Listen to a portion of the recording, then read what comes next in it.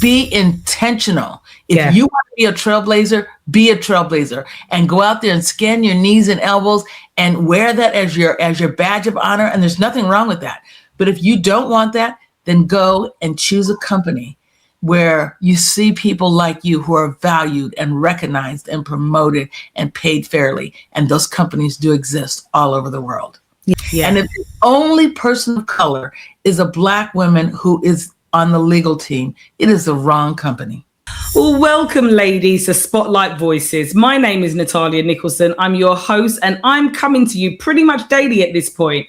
And I am interviewing the wonderful keynote speakers at the Top 100 Most Powerful Black Women Summit, which is going to be kicking off 23rd of March till the 27th of March for International Women's Month. So if you are a Black female entrepreneur, you're in your journey and you are stuck in any which way, whether that's mindset, trauma, leadership, digitalization, branding, AI, finance, wealth, the list goes on. You're in the right place because you are going to find some amazing, well-accomplished speakers that are really going to help you in your journey, who are going to speak to teach. And what's best, they're all going to be in your own image. So today I am with the absolute wonderful Cherilynn Castleman, who is incredibly well accomplished. I'm very much in awe of her. Cherilynn, please introduce yourself to the stage and tell our audience a little bit about yourself and who you are. Hi, Natalia. Thank you for having me on. I'm thrilled to be here. I have been in sales, like I tell people, since before Girl Scout cookies were 50 cents a box. And for those of you not from the United States, Girl Scout cookies today are about $8 a box. So I've been selling a long, long time. It's all I've ever done. And I'm on a mission to empower 1 million women of color by 2030 to sit at their table of their dreams. And as you know, Natalia, because you've been an entrepreneur for a while, what I've discovered is that so many women like us either lack the executive presence, the financial fluency, or the AI fluency to get there. And so that's why I spend my days coaching and training women to be too good to be ignored. And what I mean by that is too good to be ignored by their clients, too good to be ignored by recruiters, and too good to be ignored by their leadership team or management. And I do that by teaching them how to master sales skills, because I think that sales is a gateway skill. And what I mean by that is that sales opens doors. And so whether you are selling your manager on your ideas, selling your leadership team on promoting you, selling that recruiter on hiring you, or selling your clients on buying your products or services, everything that we do is about sales. So we might as well master it. I absolutely love that. And it was one of the things that I connected with you, if you remember when we spoke, and I just felt like it was really important for you to be at the summit. Even for my journey, ladies, my business didn't really take off until I really understood the value of selling. I think in today's world, and especially me as a digital marketing coach, you know, the whole ecosystem of what you've got to put together today to be noticed in this digital realm, we've got to connect with each other through technology. So now there's a lot of content that you've got to put out to be able to get yourself visible, get yourself known, your brand identity, all the things that I'm sure you've heard.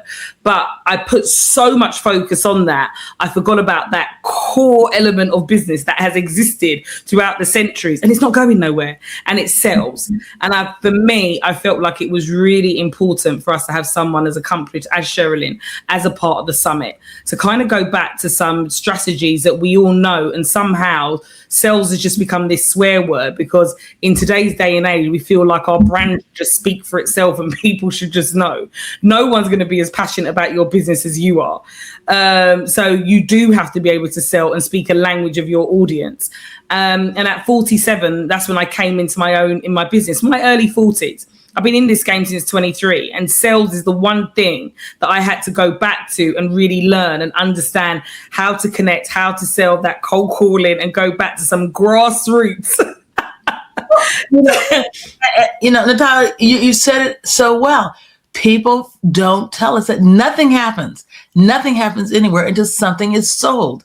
And so digital content is about social proof, so that you're building credibility so that you can sell. It's actually just the first phase of your client's journey. The very first phase is what they call top of the funnel. It's just awareness. That's it. And so whether you're developing content, you're doing discovery interviews, you're doing proposals, you're contracting, or you're doing servicing, it's all about sales. It's all part of that client journey. And you might as well get really good at every part of it. And that's what I coach and train women to do. Yeah. And it's needed. I think it's one of it's a big stumbling block that most entrepreneurs have, in my opinion, that they're going to have some type of trouble with. So, Cherilynn, when people hear your name, what do you want them to associate it with? So it's very simple. I want anybody who hears my name to say, Cherilynn is on a mission to empower 1 million women by 2030, and she wants us to be too good to be ignored. I love that, too good to be ignored, by the way. I absolutely love it. And at the moment, what are you most proud of right now, would you say, in terms of that mission? Oh, wow. I'm so proud of my clients and the women that I have empowered and transformed. And I was talking to somebody the other day. I just came back from Egypt, and I had the opportunity to present to a couple hundred women there. And they were so enthusiastic. And I realized that as women, we've been in sales, whether we liked it or not. Yeah. We know how to make great connections. And actually, Harvard Business Review did an article back in 2020 that said women are the future of B2B sales, because women have the skills naturally it takes to lead in sales. So the thing I'm most proud of is that I'm able to help women recognize that and advance their careers. And I've got clients who've been top salesperson for T-Mobile, top salesperson for Experian, top salesperson for their bank, for the automotive, for wherever they are, because they embrace what they do naturally. I absolutely love that, because we are natural born nurturers.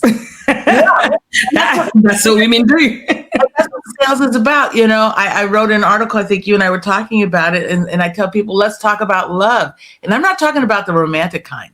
I'm talking about the love, the ability to connect with people. And as women and Black women, we do that so well. So why shouldn't we leverage that to help advance our businesses? Yeah. Why shouldn't we leverage that to help us build our businesses and achieve our dreams and our goals? And that's what my session is about, is how do you help your clients fall in love with you through connecting and the neuroscience behind that, because we've been doing it for years. Yeah. I'm going to give you a roadmap on how to do it. I absolutely love it. I actually think that I would love to attend one of your sessions. Obviously, I'm marketing and your sales, and what people don't understand is they should be hand to glove. And I don't know where institutional education has kind of separated them. And in a lot of organizations, sales will sit on one floor and marketing on another. And it's absolutely nuts, because we should be together, because it's all a part of one relationship. And it's so funny that you said that. I often relate what I do in the marketing funnel to the laws of intimacy. Right. Because that's it. It's all about building relationships. And I tell people, marketing fills the top of the funnel and sales empties the bottom. And if you're an entrepreneur, you have to master all of it. And all of it is about sales. Yeah, because that's what makes the money, cha-ching, and that's what determines, no matter how you want to look at it, that's what determines a successful business. Even if you're a non-profit, it will still boil down to a mathematical number, a metric. Cherilynn, what was the moment where you would say that really shaped the woman you are today as a leader? Oh my goodness. So I think what shaped me today for who I am as a coach and a trainer is I was leading a sales team, about $100 million in my book of business, and was selling SaaS in the life science and healthcare. And I read an article that Fortune magazine put out. And so I'm just going to ask you and your audience, in the United States, we have been tracking Fortune 500 leaders for over 75 years. And in that time, we've had over 4,000 Fortune 500 CEOs. Do you know how many have been Black women? Out of 4,000 in 75 years, how many have been Black women? Guessing less than 1%, I would say. So 1% would be 40 or 400? Yeah. Right? 400? Yeah. We've had 3. Okay, yeah. 3 Black women were heads of Fortune 500 companies since we've been measuring Fortune 500 companies. And I was shocked. And they were interviewing Ursula Burns, and she was a former CEO of Xerox. And they asked her, why aren't there more women and women of color in the C-suite? And she said, because we go into marketing, we go into medicine, we go into law, we go into the arts, education. And she said, women have to learn where the juice is. And juice is nothing but product and money. And right then it hit me. And I said, if I can teach women about product and money, which is nothing but sales, can I help them build their businesses? Can I help them move into the C-suite? And I have more clients now who are moving from director to VP to SVP to chief revenue officer, just because I'm helping them learn about financial fluency, AI fluency, and product and the customer life journey. So I absolutely love it. That article changed my life, and that's when I started my coaching practice. Love it. This next question is actually for you, by the way. The next question is most powerful Black women. What does that mean to you? So obviously the name of the summit is Top 100 Most Powerful Black Women. What does most powerful Black woman mean to you?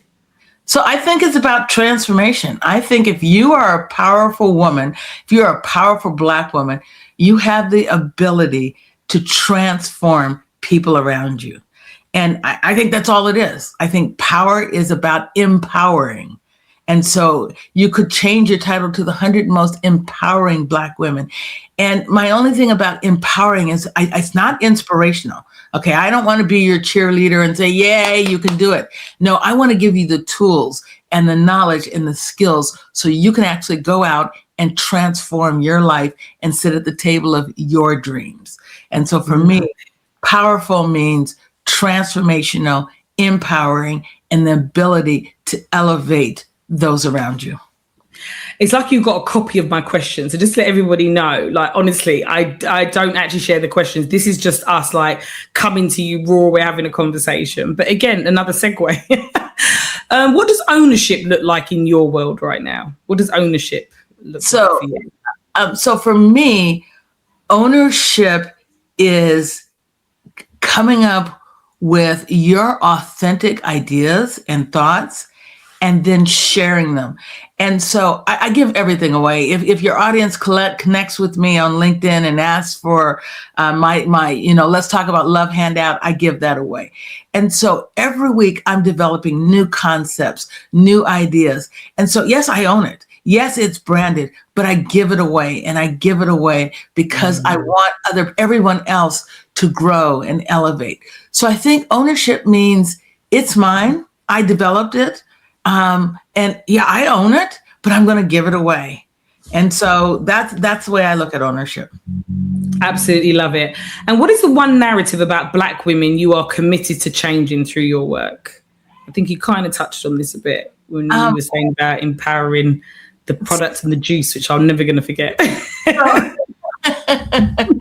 So I think the narrative is so many of the Black women that I talk to, we've dimmed our lights.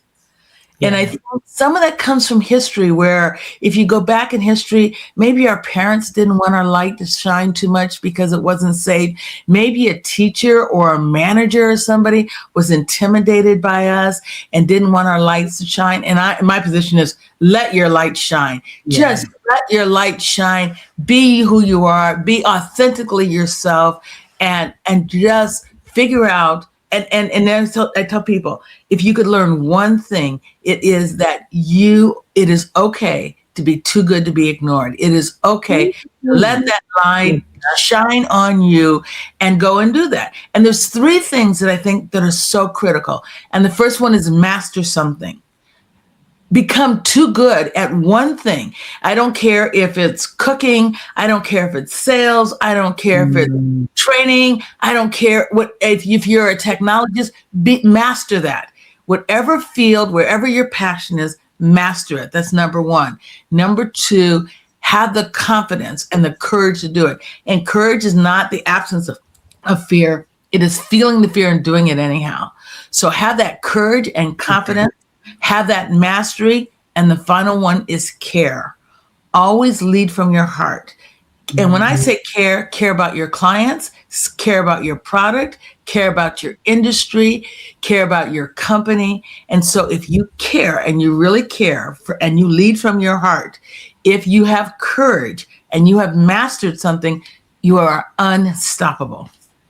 I love that. I absolutely love that. I feel like that was a little coaching session myself. And what is a challenge that you faced that people would never guess about you, by the way? And how did you move through it? I always tell people, that feeling you get in the pit of your stomach right before the tears well up in your eyes. Yeah. When you feel like, and you know that you've been passed over for a promotion the second, the third, or the fourth time. And so that was my career, is I would go out and make companies 30, 40, 50, 100 millions of dollars. And I'd be working with white males, and I would have led the team. I would have led the RFP. I would have won the deal, built the client relationship, and everybody around me would get promoted. Everybody around me was paid more than me. Everybody around me bonus was bigger than mine. And that happened to me repeatedly in my career. And that, I think some people are really surprised by. That happens so often. And it's hurtful. It is so hurtful. And it's still happening. And what I tell my clients is, you have a choice today.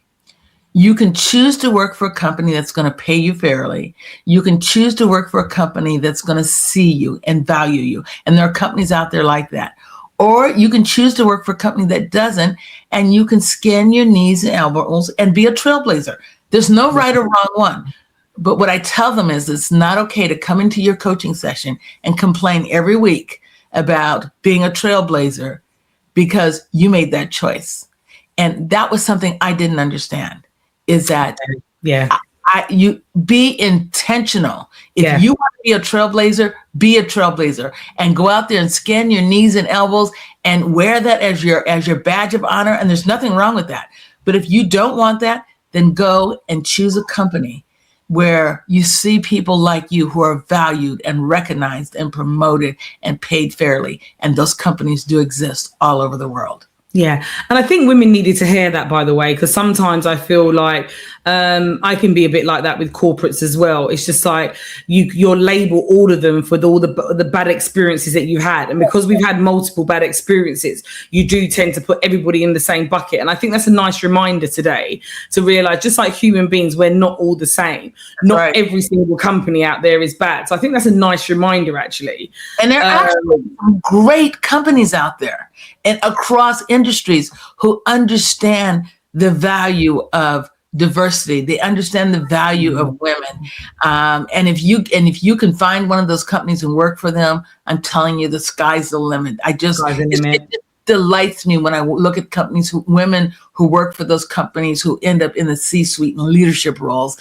And one thing that doesn't lie is, go to the company's homepage and look at who's leading those teams. Yeah. And if the only person of color is a Black woman who is on the legal team, it is the wrong company.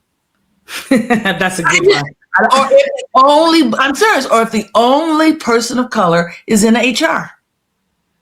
Yeah. Because and so you're looking for a company that has women who look like you in sales, in product, in the C-suite. Not legal and not HR. Those are the companies you want to work for. Good piece of advice. An obvious piece, but one that's actually not so obvious. I don't know if that makes any sense, is because it's true. What you're saying is absolutely true. You need to have a look first to see, well, actually, how is that company operating? And again, we're sometimes so glad to be picked. It's a bit like getting a client and pricing. Sometimes it's like you're so glad just to get the customer. You're not thinking about your own value in the price. And it's the same for corporations. You're not thinking enough about, is it a right fit for me? Because we're so busy just wanting to get in. and if you have mastered your craft and you are too good to be ignored, then those great companies will want you. They're going to want you. And that's what you have to believe. You have to believe that you are too good to be ignored. You're an amazing asset, and those great companies are going to want you. Okay, so if a brilliant Black woman is building her platform or her business right now, what's the first move you would tell her? So the first thing that I tell people is be able to answer these questions. Why you? Why your product or service, and why now? And I mean that. And so what I tell people is I say, just open a Word document, hit the dictate, which is that little microphone in the top right hand, and just talk about why you, what makes you different than anybody else. Passionately talk about why you, why now, why this company, why this product, what's the pain that you solve, what's different than anybody else. Take that, drop it into your favorite AI tool, and ask it to write your header, your about statement, and your hook for your LinkedIn profile. It will blow you away about what it writes.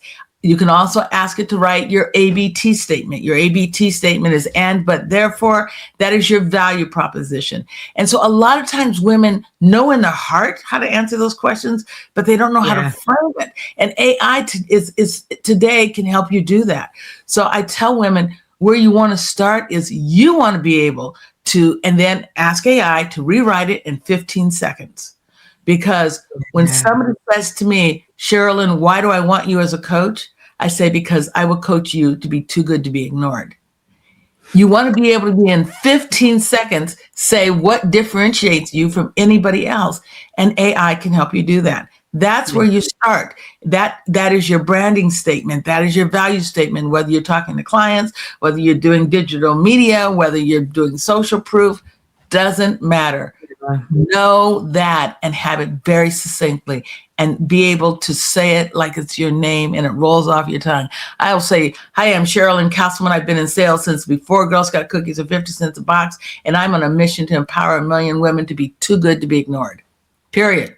Love it, love it, love it. Great practical advice.